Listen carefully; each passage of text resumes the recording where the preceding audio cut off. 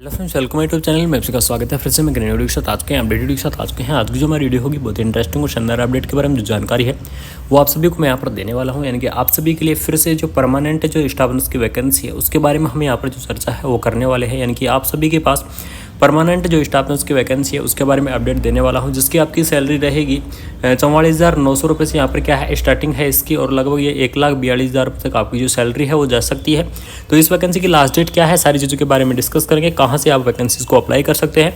तो वैकेंसीज अगर वीडियो अच्छी लगे तो इन्फॉर्मेटिव लगे तो अपने फ्रेंड सर्कल के अंदर रेगुलरली शेयर करें। साथ ही साथ सभी कैंडिडेट से एक निवेदन है कि जो कैंडिडेट नए हैं वो इस चैनल को जरूर सब्सक्राइब करके रखें, क्योंकि आपके यूपीसीएचओ से रिलेटेड या अन्य जो भी नर्सिंग की वैकेंसी हैं इन सभी से रिलेटेड आपके इस चैनल के माध्यम से आपको रेगुलरली यहाँ पर जो अपडेट है वो किया जाएगा। तो यहाँ पर देख लीजिएगा, भारतीय प्रौद्योगिकी संस्थान इंदौर यानी कि Indian institute of the technology Indore IIT की तरफ से जो वैकेंसी है वो आपको यहाँ पर दी गई है। परमानेंट आपकी वैकेंसी होने वाली है। एडवर्टाइजमेंट नंबर आपको यहाँ पर दिया गया है, देख लीजिएगा।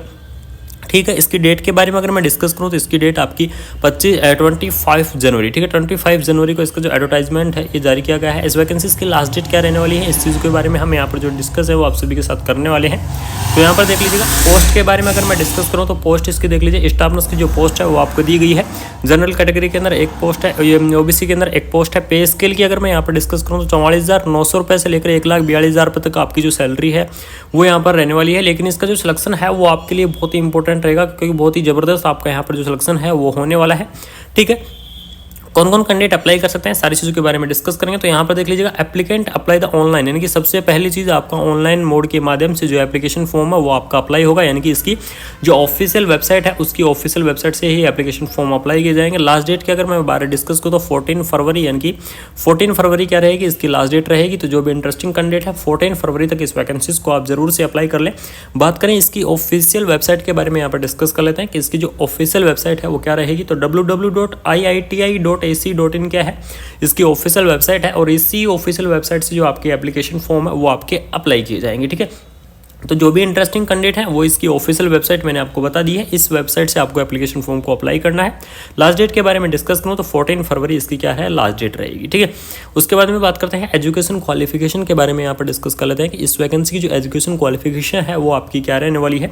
तो एसेंशियल क्वालिफिकेशन के बारे में अगर मैं डिस्कस करूँ तो BSc nursing with 2 year of the experience, जो BSc नर्सिंग कैंडिडेट है उनके पास यहाँ पर 2 ईयर का एक्सपीरियंस मांगा गया है। उसके बाद में जो GNM कैंडिडेट है, GNM कैंडिडेटों के पास 5 ईयर का जो एक्सपीरियंस है वो मांगा गया है। यानी कि इस वैकेंसी को आप BSc नर्सिंग कैंडिडेट अप्लाई कर पाएंगे। जो पोस्ट BSc नर्सिंग कैंडिडेट है वो भी इस वैकेंसी को अप्लाई कर पाएंगे। GNM कैंडिडेट भी क्या कर पाएंगे, इस वैकेंसी को अप्लाई कर पाएंगे। लेकिन GNM कैंडिडेट वालों के पास यहाँ पर 5 ईयर का एक्सपीरियंस मांगा है, और जो BSc कैटेगरी है उनके लिए आपको यहाँ पर 2 ईयर का एक्सपीरियंस मांगा है। ठीक है, तो इस प्रकार से यहाँ पर जो मिनिमम क्वालिफिकेशन है वो आपके यहाँ पर रहने वाली है। इसके बाद देख लीजिएगा, minimum 1 year experience in the room of the government of the recognised corporate hospital के अंदर अगर एक्सपीरियंस है तो वो भी चलेगा। अगर गवर्नमेंट ऑपरेशन थिएटर का अगर आपके पास एक्सपीरियंस है तो वो भी इसके अंदर चलेगा। ठीक है, उसके बाद में बात करें पे स्केल के बारे में यहाँ पर डिस्कस कर लेते हैं। तो पे स्केल लेवल 7 के हिसाब से जो सैलरी है वो आपकी रहेगी, यानी कि 44,900 रुपये से लेकर 1,42,000 रुपये तक आपकी जो सैलरी है वो यहाँ पर जा सकती है।